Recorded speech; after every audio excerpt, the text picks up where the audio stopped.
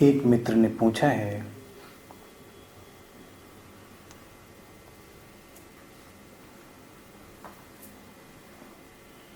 ध्यान की आप इतनी महत्ता बताते हैं,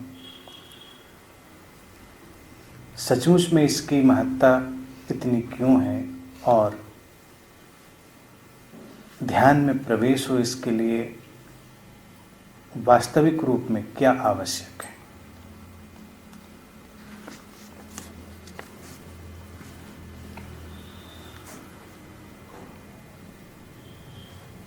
जीवन ध्यान का ही दूसरा नाम है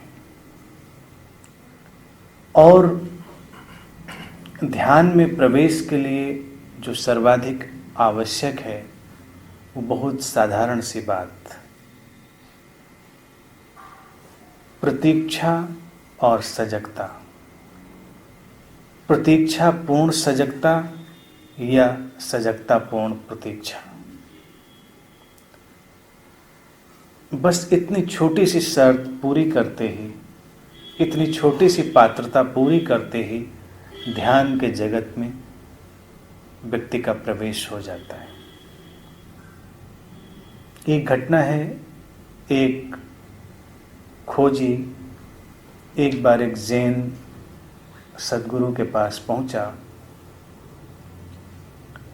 और उससे यही प्रश्न पूछा कि मैं ध्यान सीखना चाहता हूँ।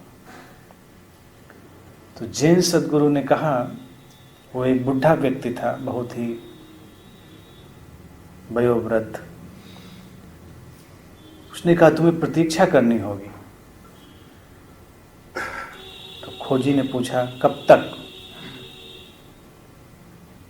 गुरु ने कहा कि कब तक पूछकर तुमने अपनी अपात्रता सिद्ध कर दी है और तुम्हें यहाँ प्रवेश नहीं मिल सकता।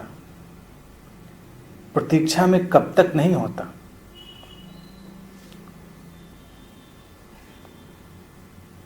बात उसकी समझ में आई। उसने कहा ठीक है, बस मैं प्रतीक्षा करता हूँ।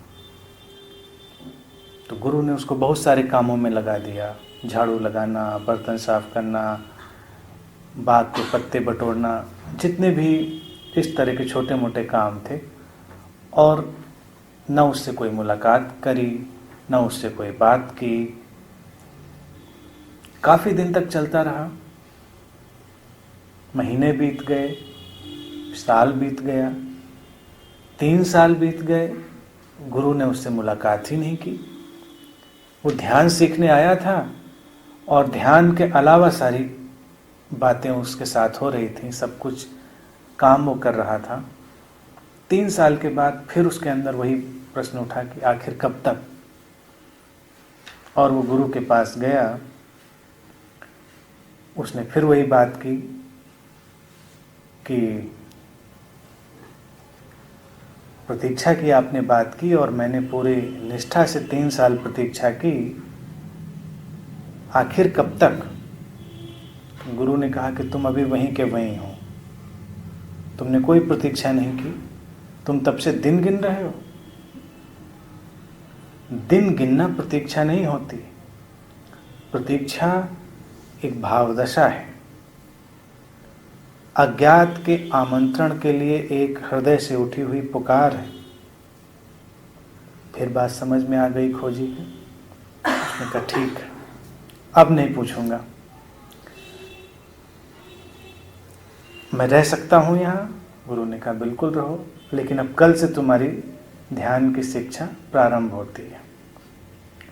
कल से तुम कहीं भी मुझे कभी भी मिलोगे और मैं अपने डंडे से तुम्हारे ऊपर आक्रमण करूँगा।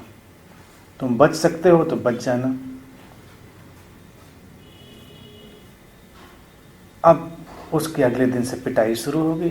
कहीं भी कुछ भी काम कर रहा है और गुरु लपक कर आए और उसको 1-2 डंडे मार दिए। देखने में गुरु बहुत वयोवृद्ध था, लेकिन इस काम में बड़ा माहिर। पहले कुछ दिन उसको बहुत चोटें लगी, पूरा शरीर पीड़ा से भर गया। फिर धीरे धीरे उसको होश आने लगा। गुरु सामने जैसे ही कूद कर आए और वो जाग जाए, कहे कि बस अब नहीं मारना। अब सामने के वार बचाने में वो कुशल हो गया था। फिर गुरु ने नई तरकीब निकाली, जब वो काम में बहुत मशगूल हो तो पीछे से आके उसको डंडा मार दे। कई दिन तक उसने पीछे बहुत चोट खाई। फिर धीरे धीरे होश की प्रक्रिया और बढ़ी और गुरु जैसे ही पीछे खड़ा हो वो मुड़कर देख लेता, जागरूक हो जाता, कोई आया पीछे, वार होने वाला है। तो फिर धीरे धीरे पीछे से भी गुरु वार करने में असमर्थ हो गया। जब वो इतनी सुरक्षा करने में सफल हो गया तो गुरु ने कहा, तुम्हारा एक अध्याय पूरा हुआ, कल से जब तुम सो रहे होगे तब से तुम्हारी शिक्षा शुरू होगी। उसने कहा, ये अन्याय है, जागते में तो मैं अपने को बचा भी लेता था, सोते में कैसे बचाऊंगा?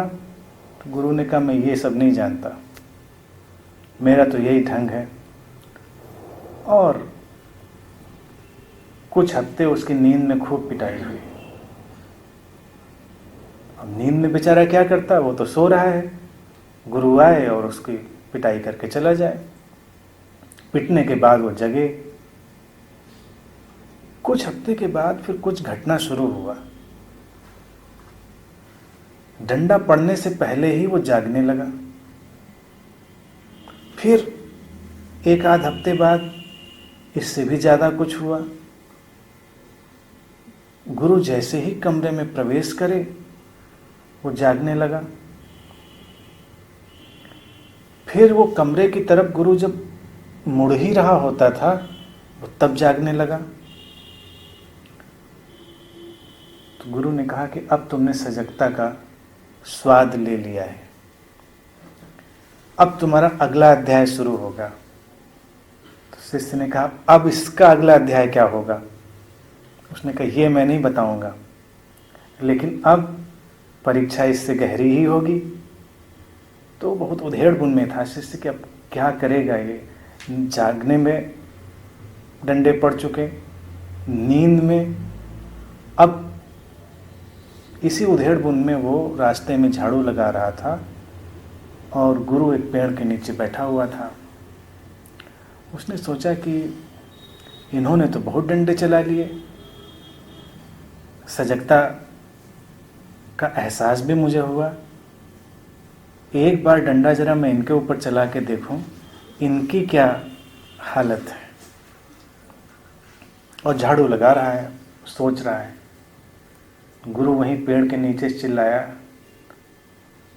कि बस सावधान हो जाओ, ऐसा कुछ करना नहीं, बुढ़ा आदमी हूं, मैं उछल के बच भी नहीं पाऊंगा। तब उसको एहसास हुआ कि छोटी सी तरंग जो मन में उठी, अभी आक्रमण हुआ भी नहीं, बस विचार चला और गुरु उसको भी पहचानने में सक्षम है।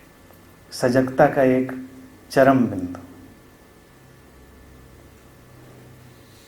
और इस घटना के साथ ही कहते हैं वो जागृति के और गहरे आयाम में प्रवेश कर गया। तब उसने गुरु से पूछा कि आपने मुझे इतनी चोट क्यों पहुंचाई? गुरु ने कहा कि कई बार पीड़ा की पृष्ठभूमि में ही सजगता की लौ जलती है।